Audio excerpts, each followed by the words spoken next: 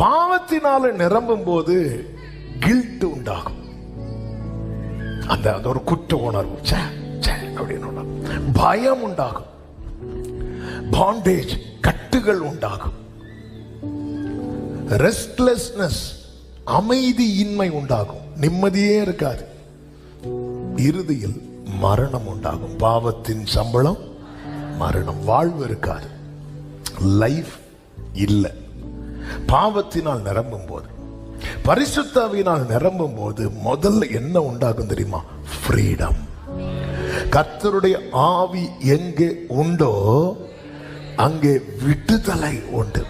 ஒரு பெரிய விடுதலை, சரீரத்தில், ஆவியில, ஆத்துமாவில்.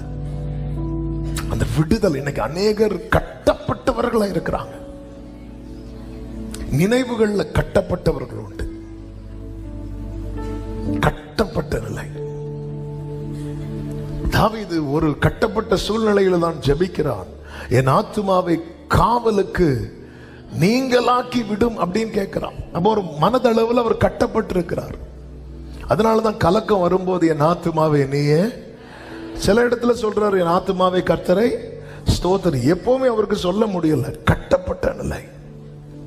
அப்பதான் ஒரு தேவ பிள்ளைக்கு என்ன தேவைன்னா நிறைவு, விடுதலை உண்டாகும். அடுத்து பீஸ், சமாதானம் உண்டாகும். அடுத்து பவர். பரிசுத்த ஆவி உங்களிடத்தில் வரும்போது நீங்க என்ன அடைந்தா? பலன் அடைந்து பவர், வல்லமை உண்டாகும். அடுத்து விக்டரி, ஜெயம் உண்டாகும். அடுத்து லைஃப், வாழ்வு உண்டாகும்.